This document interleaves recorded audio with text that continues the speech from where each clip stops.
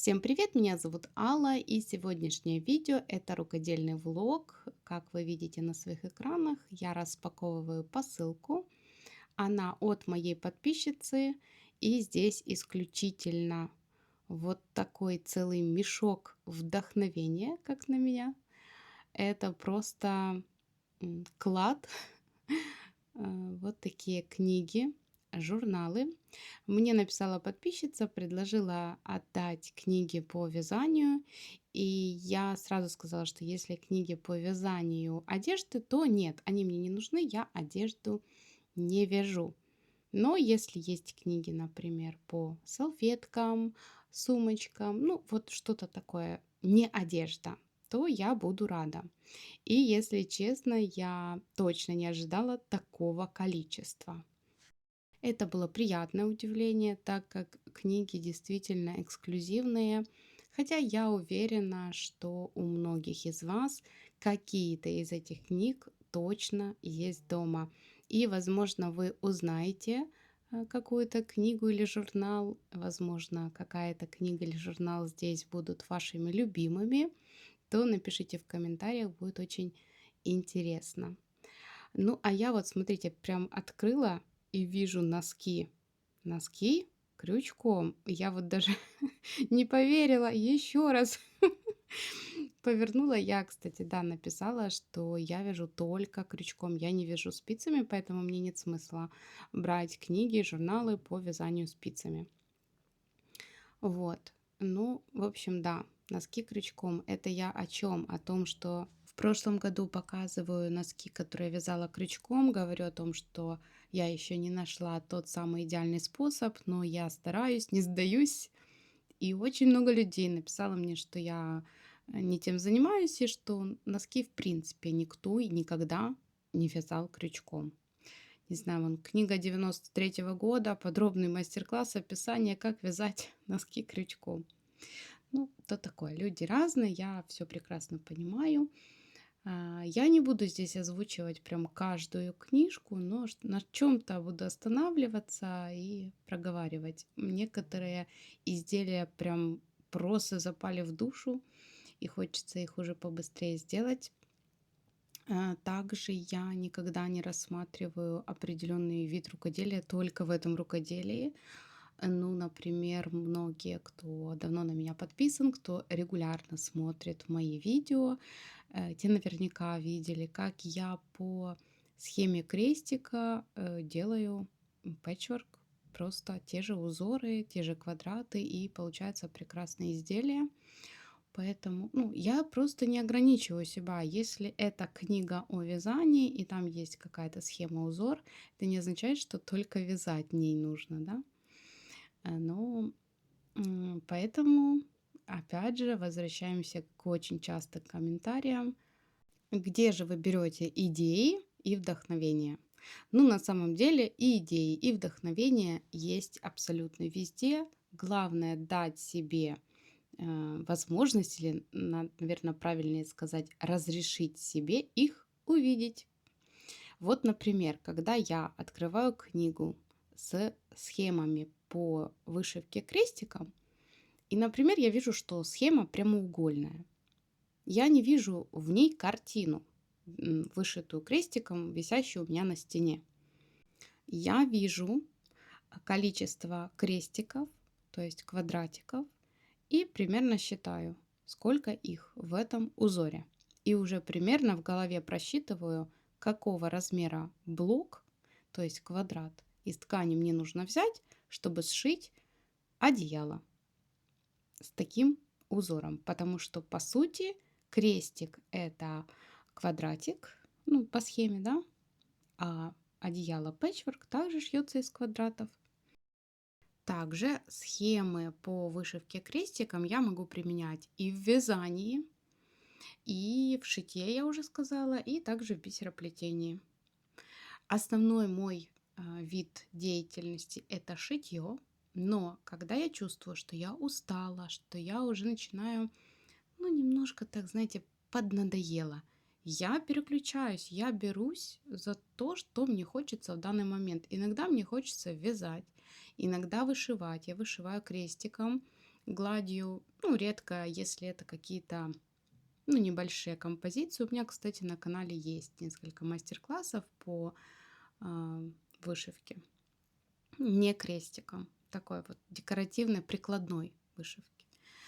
А, как правило, вышивки небольшие я оформляю в подвесы, и они идут как декор к моим сшитым изделиям. Ну, как правило, это сумки, косметички, рюкзаки.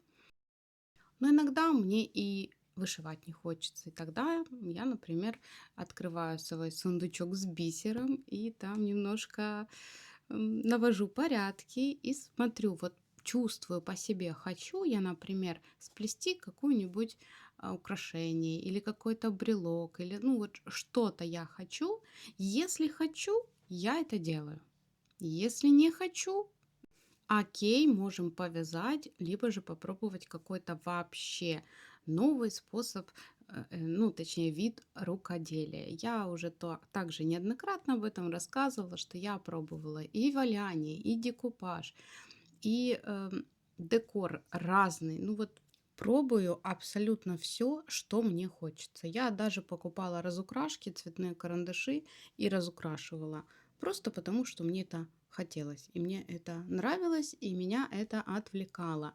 И вот буквально несколько дней вышивки, вязания, ну, может быть, меньше, может быть, больше.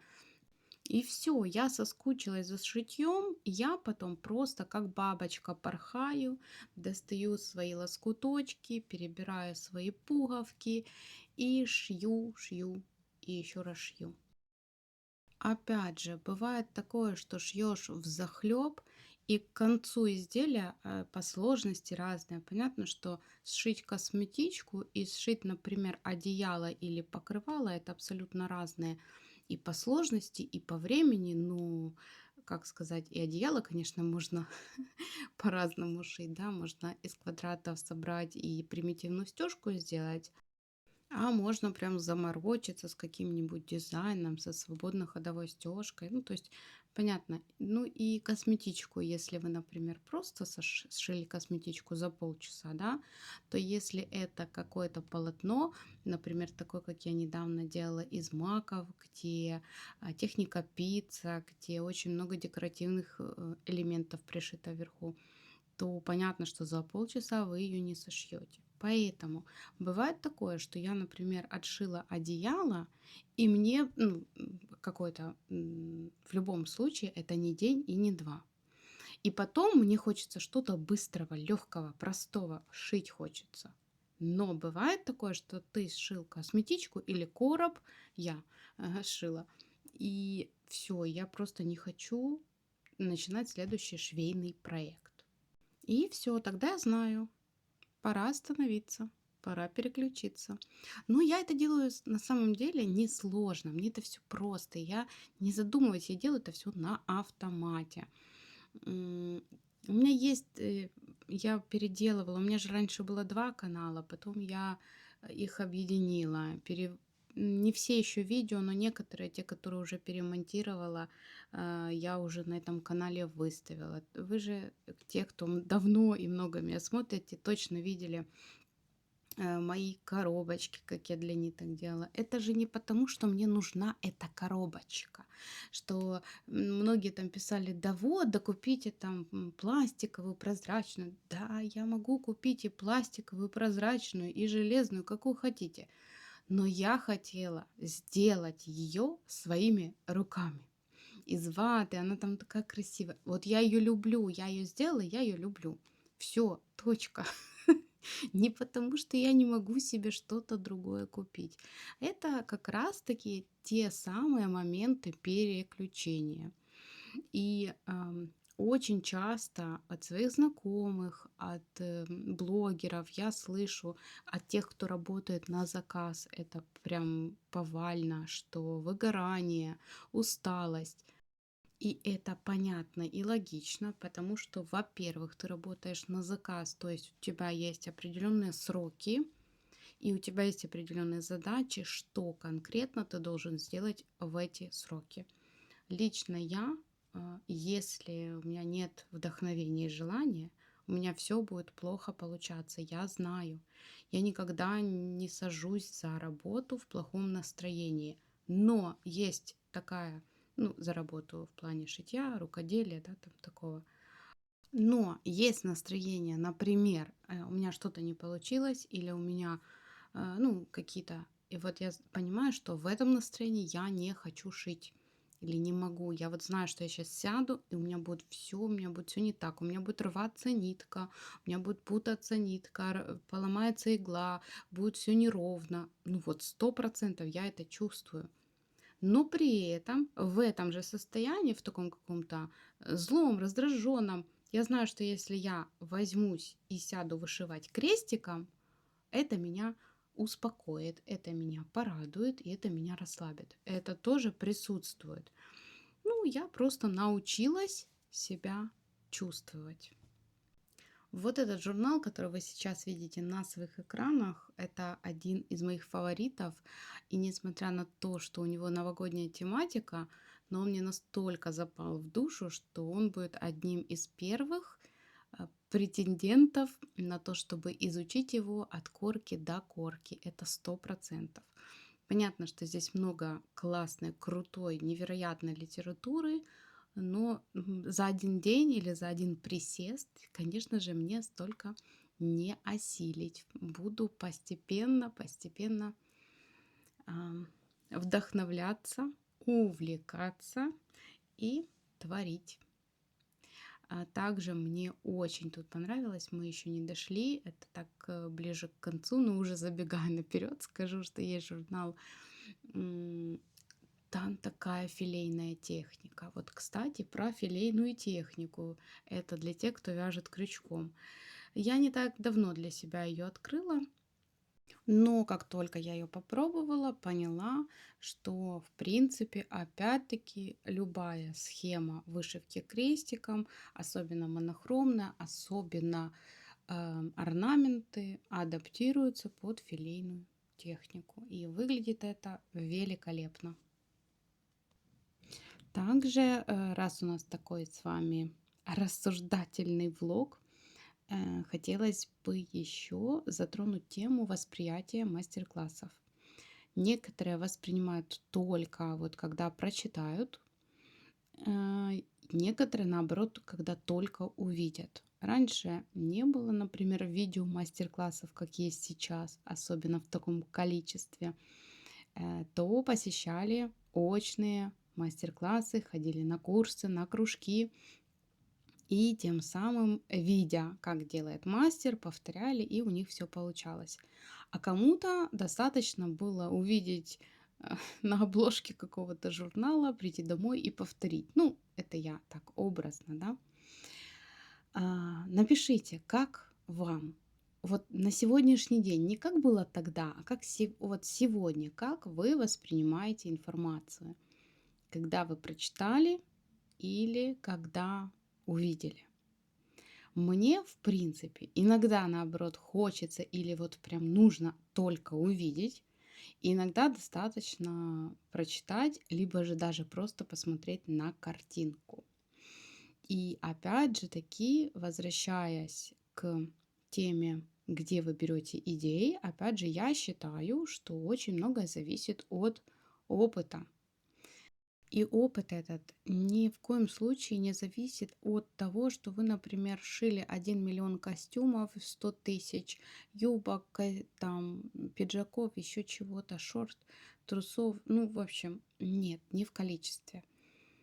Как делала раньше я, когда я только увлеклась шитьем, и я, например, ну я тогда шила, ну что-то там и на заказ, и ну по-разному было, но я, например, выделила один и определенный день, в который я изучала для себя что-то новое.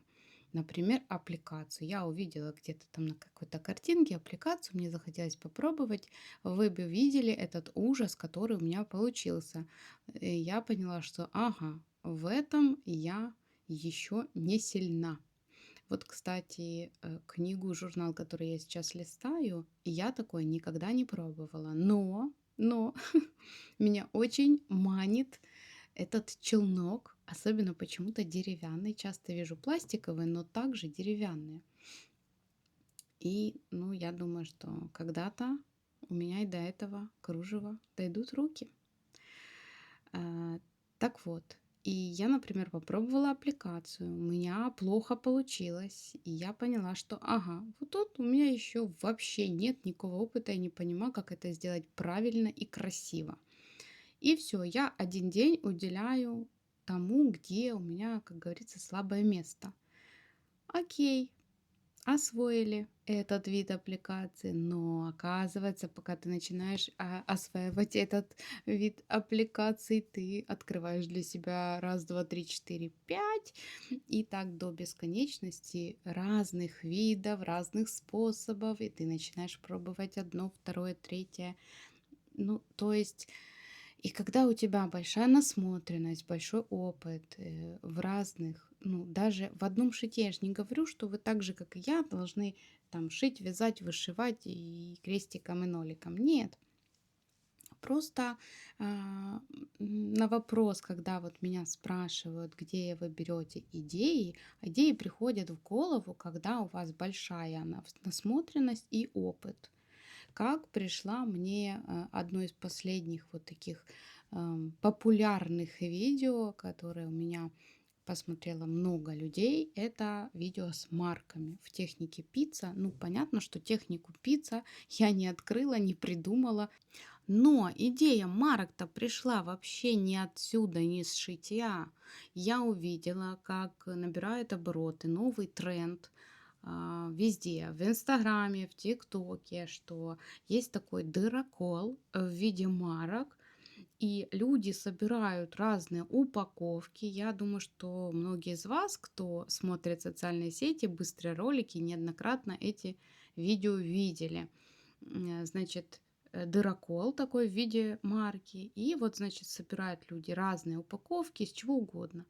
Из каких-то продуктов, из какой-то обуви, ну вот с чего угодно, где есть картинка, да.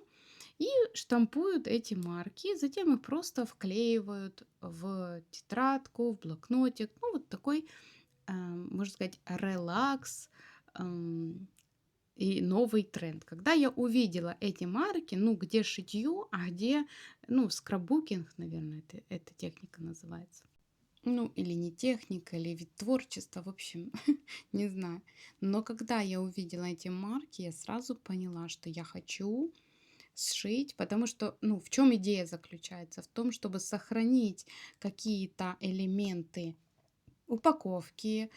Также делали такие прям с путешествия, вырезали там с билетов, дату, ну, такие памятные, да. И я такая подумала, боже, ну это же так круто! Я возьму остатки своих тканей, из которых я шила. Я же понятно, что я помню все, что я шила. Из этой ткани я шила косметичку любимую, там, которая уехала в такой-то город.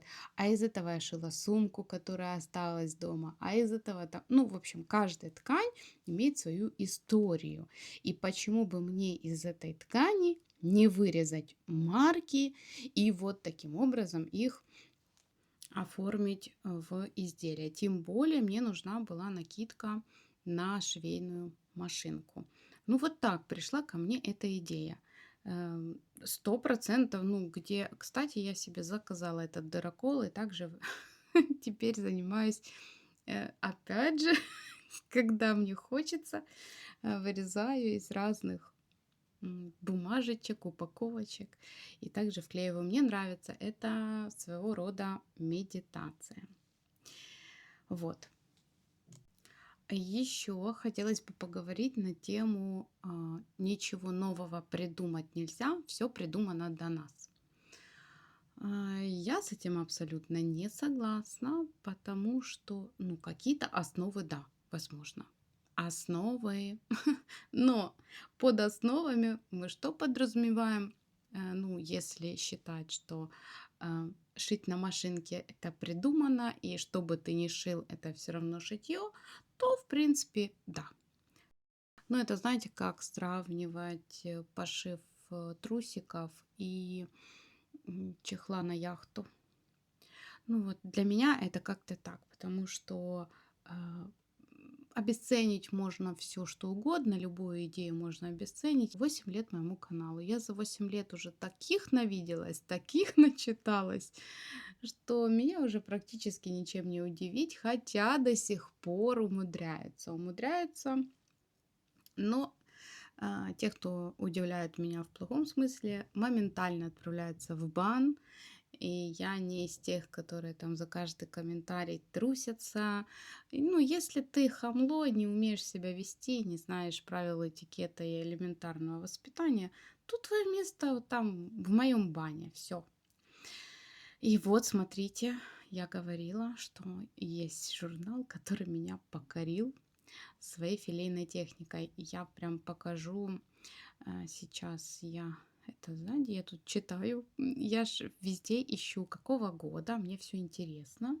И если бы раньше мне вот так сказать, вязаная шторка на окно филейной техники, ну как я себе это представляю, мне не нравится.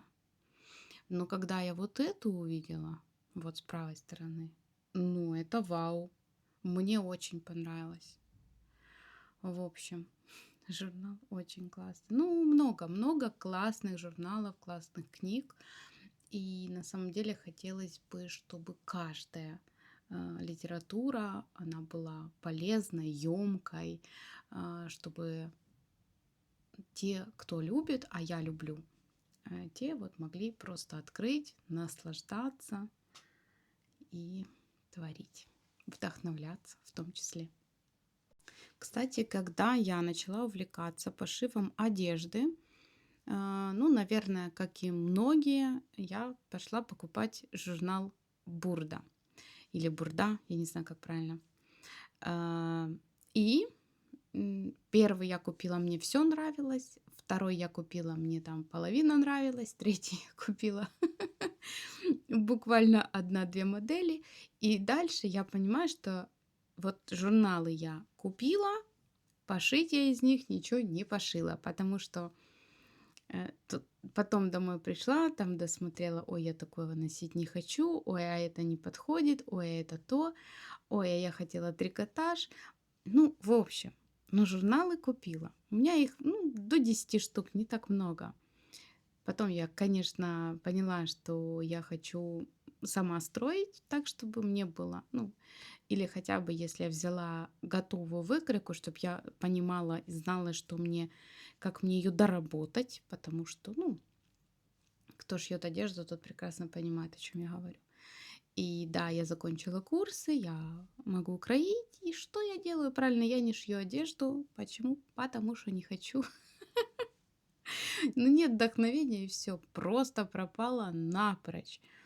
Ну, сказать, что я там сильно много накроилась, намоделировалась, ну, нет.